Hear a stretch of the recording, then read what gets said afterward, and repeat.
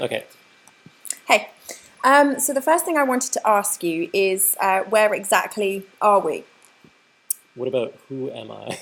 Well, I can ask you that too. Do you want to tell me I'm, that first? I'm Jeremy Bailey, and I'm at a HTTP gallery in London, England, Okay, here with Charlotte Frost. that would be me. And also, you've put us in some kind of strange interface, which is giving me a bit of a poltergeisty feeling. Or am I in the excitement of being in technology? Okay, it's exciting, yes. And this is SOS, which is an operating system that Okay. I developed. And You can see here it's an operating system that's based entirely on a sort of visual premise. Everything in SOS actually happens with these three shapes. We've got a circle. Circles, they analyze things, and there's a rectangle here. Rectangles show you things, and we have triangles. And triangles, they change things and make things happen. But right now, our triangle is sort of busy listening to some music and sort of giving us the cold shoulder. But he's always got this aloof attitude. But that's because every part of SOS has artificial intelligence, and so it's fun to sort of play inside of this operating system. It's a new way of thinking about operating systems. So that's what I was thinking when I designed it. But yeah, we got a couple accessories I've thrown in here.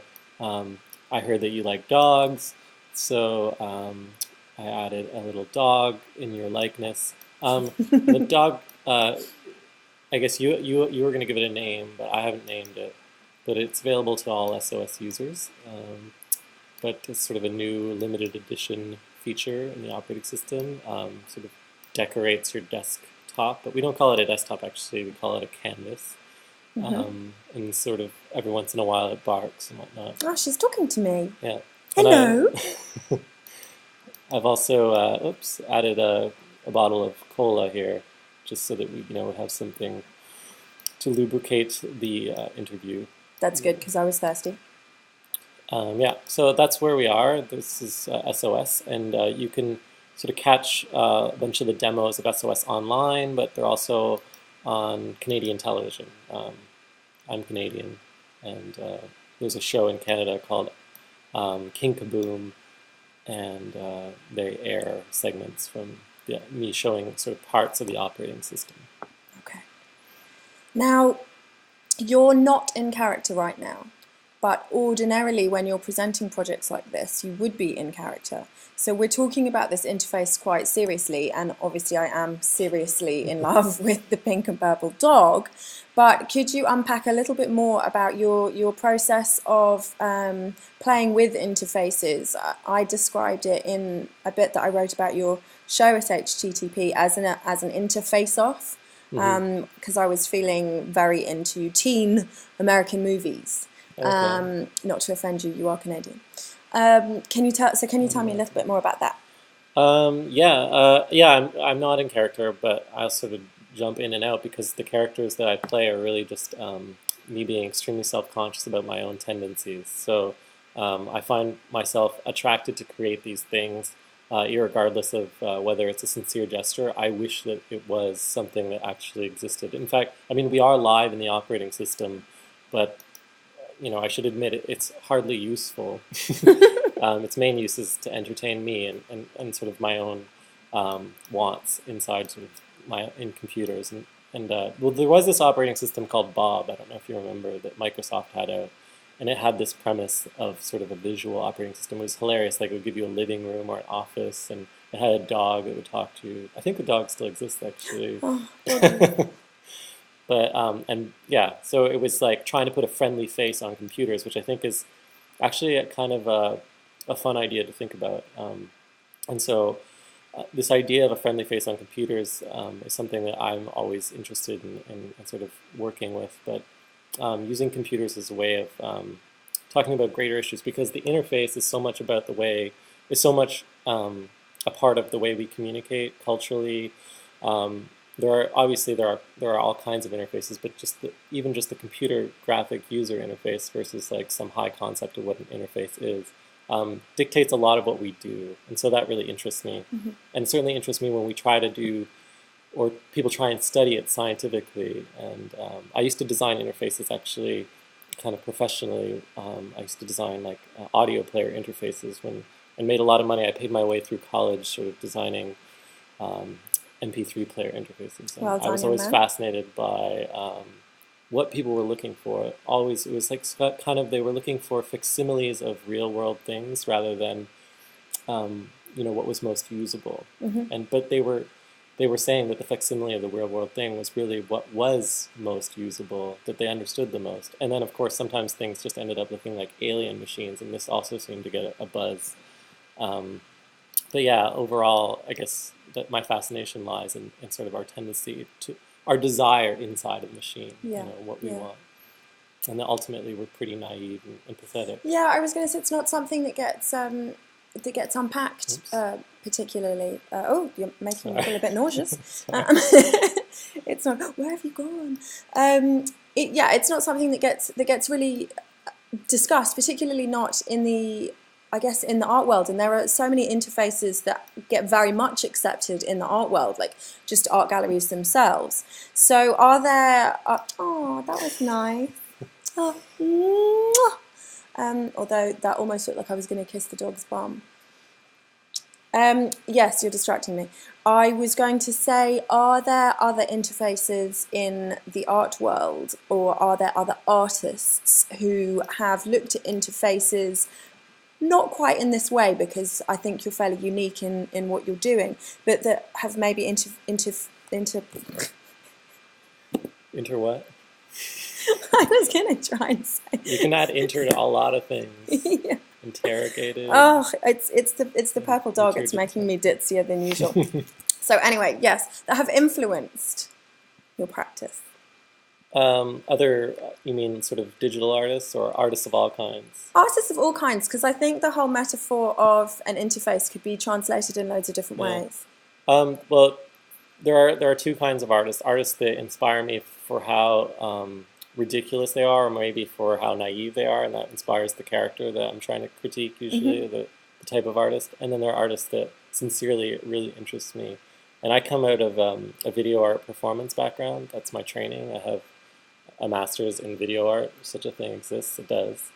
I'm one of the few people that have one. And I studied under a lot of early video performance artists. And actually, my favorite period of art is 1970s performance. And during that time, there was a lot of talk about how the artist was responding to themselves and to a circuit that included the camera, and they called this performance for the camera. Now, that same artist sort of came out of a performance background, and they were aware of what they were doing. But the artists that came after them, sort of the digital artists of the 80s, recorded a lot of what they were doing without having sort of this eye for the fact that they were performing. They were, in fact, demoing. And, this is where this word demo culture, I think, sort of originates, but it also exists in many forms online now as a popular cultural phenomenon. Someone creates a new effect in a computer and they show you how to use it, or they've coded a new algorithm and they show how it works. And there's the idea of demo or die in Microsoft. What's interesting about that is that they don't think of themselves as a part of that interface or that demonstration. So they're missing the performative component of performance for the camera. And so, I don't know, I always find it very interesting because it's sort of, they kind of sincerely try and demonstrate these programs, and they have no ego about it, except, well, rather they have an ego, but they've transplanted their ego from themselves, from their body, to the machine. And actually, I like in this HT2 statement this disillusionment with the machine ego, and that's something that I have, because I think a lot of artists, and a lot of male artists, unfortunately, put themselves up on a higher pedestal because they've achieved some greater level of coding. It's almost like Scientology or something, like they've read the next, PHP book or something like that, and they use that to intimidate other people. And I use the word chauvinism not necessarily in the sex-based sense, but in terms of the way they treat other people that are not part of that community. And every community does this, but I've always felt, because I've always had a very rich computer knowledge, but I've never wanted to hold that over anyone's head. But I have found myself shouting at people when they can't do something very simple. I find it really annoying though when someone has a big ego, and I meet these people in media art and computer art all the time. Sorry, I got distracted by the pink. Constant screensaver, but you can bounce it around. this is all physics Goes based. really well with my doggy. Yeah, and so I always try and use what's recent technologically, but not use it in a way that's trying to impress people, and try to remove the impression of it being like an amazing technology Yeah. and make it so it seems accessible and fun, which is what it is actually, and everyone should be sort of excited to be creative. I really hate the idea that someone might see something and not think that they could do it as well. Sure.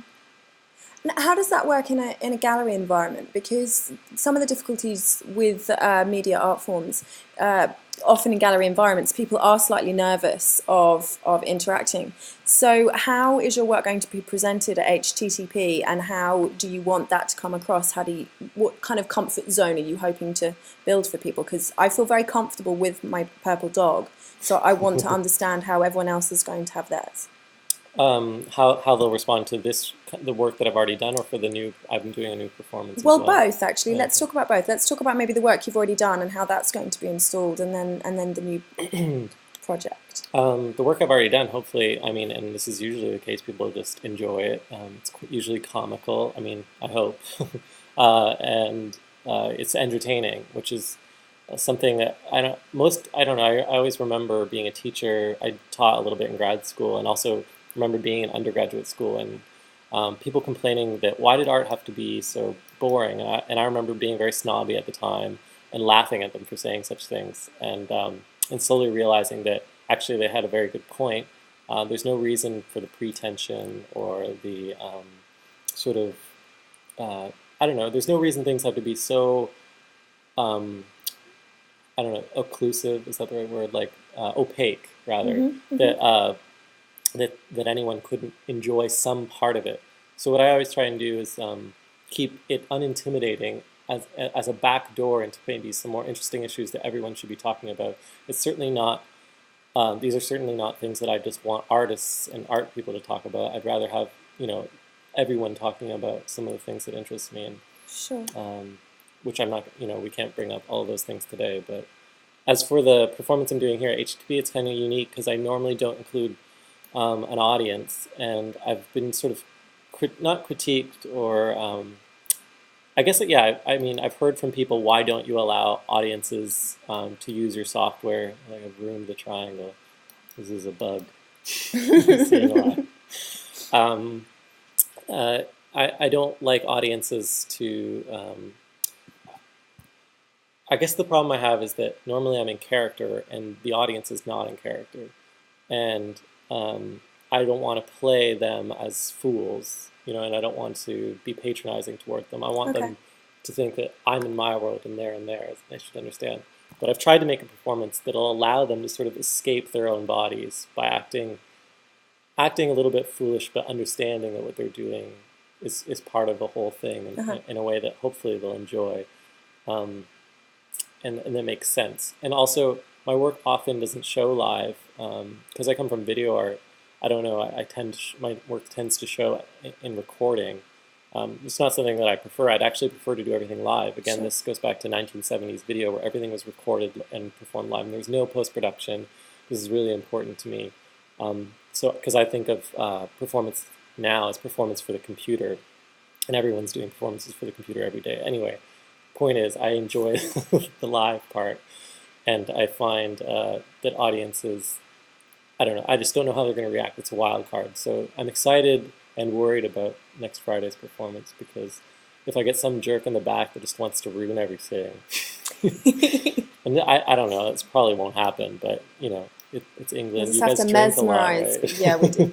You just need to mesmerize people with the Yeah. technology. I could have like a football game playing maybe on the.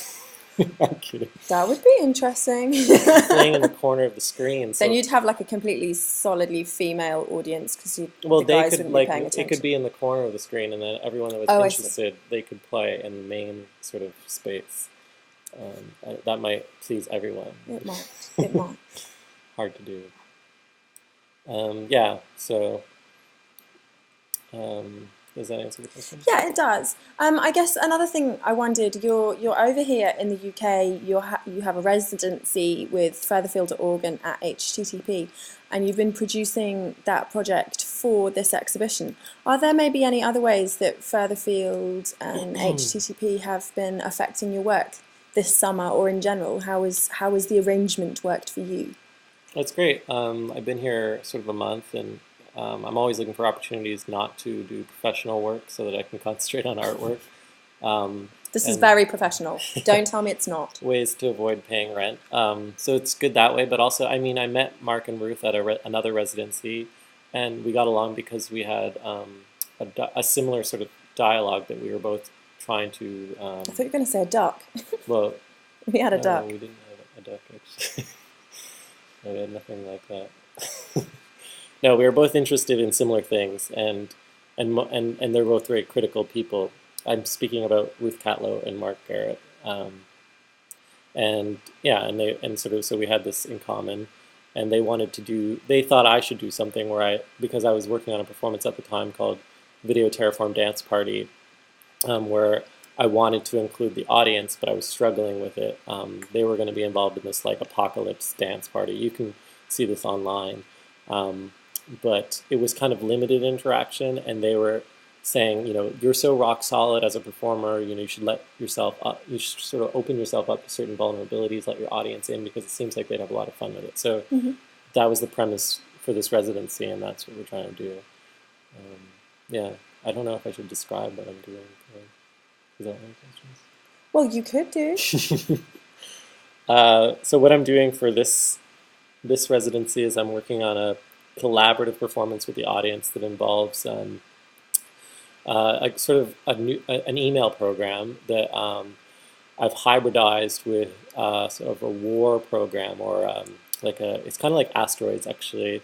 And the premise is that in the future, and I think this is actually pretty logical, with birth rates falling and our ambitions to control outer space, right?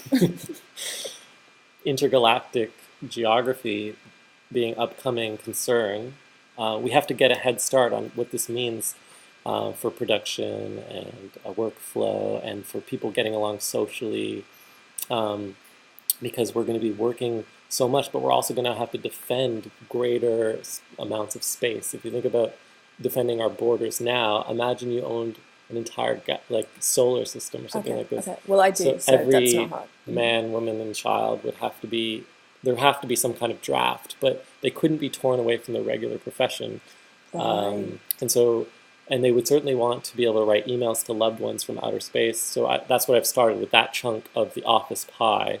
And so it's an email program that I've written which also, to sort of write the email, you have to have target practice. You have to shoot things, and train your military readiness while also training. Useful. Yeah, so it's both useful. It's useful in many ways, and also you compose music and dance, which brings culture to future civilizations, right? Because it can't be all work and no play or no culture. Sure. So to try and have this balance between military, which is obviously necessary, and then military and working workflow, sympathy towards friends, loved ones, because you do this together in a group, though it can be done across networks. So being able to interact socially, and also culture. So culture, military. Wait, do you need to check some boxes for like a funding I'm trying form? to check all the boxes. Okay, we have them. And that's kind of the critique as well, of course, that collaborative or work, that sort of hybrid form, is trying to do too many things at once. Sure. So it might be difficult to write an email. It might not be good at anything it does. But one thing it will be, I hope, is fun. And it'll make everyone look a little foolish, which is never a bad thing. Absolutely. Yeah. So we've got 50 seconds. Well, then maybe I can kiss my dog again. Okay. Maybe not its butt this time. I'll take a sip of cola. Oh yeah, you never asked what was in this image here. Yeah, show me. Show me, Jeremy, show me. This is a picture of me on a hunting trip. It's me in Africa. Have you ever been? I haven't. No, I've moved the screen, revealing the... There you go. Wow, you shot a kitty. That's a lion. And that's an AK-47. It's big. It's really big. Yep. Wow. Okay. So is that all the time we have? Thanks for listening. I don't know, probably no one's listening now, but thanks if you're still here. And I hope you can come to the show Friday at September 19th, 2008. Just in case this is in the future, you missed it, but it's next Friday, September 19th, 2008, HTTP Gallery. That's near Manor House Tube in London, England. Okay, bye. Whee! Did it help that I vogued at the end? Yeah, that was good. How was that for you? That's fine. I mean, if you want to do it again, I'm still recording actually. The only thing is I have to stop and render. So to do it again means a wait. Okay. So Well, if there's anything you want to address, like if you thought it was too silly or I'm okay with it. okay. I want to make sure it did the right thing for you. Yeah, I got to talk on sort of hit certain touchstones.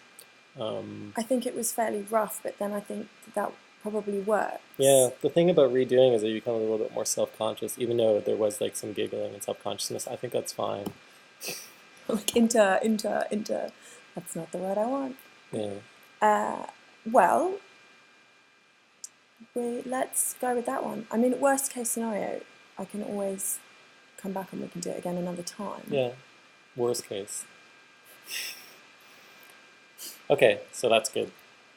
I'm gonna hit stop now. Okay. For real. For sure.